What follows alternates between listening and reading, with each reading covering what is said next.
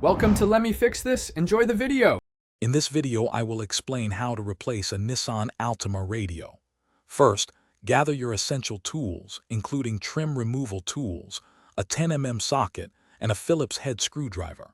Safety is paramount, so always disconnect the negative battery terminal before you begin. Make sure you have your new radio and the correct wiring harness adapter ready to go. This preparation ensures a smooth and efficient installation process.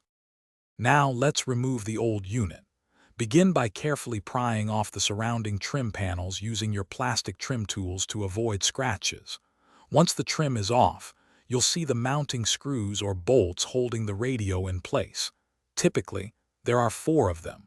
Unscrew these, then gently pull the old radio forward. Disconnect all the wiring harnesses and the antenna cable from the back of the unit. With the old radio out, it's time for the new installation. First, connect your new wiring harness adapter to the replacement radio.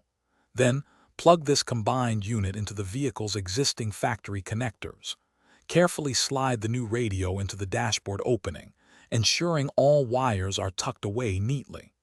Finally, secure the new radio using the mounting screws or bolts you removed earlier, making sure it's firmly in place.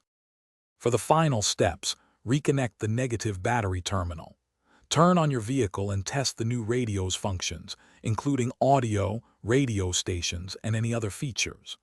Once you confirm everything works, carefully reattach all the trim panels, pressing them firmly until they snap securely into place. Double-check that all buttons and features are fully operational.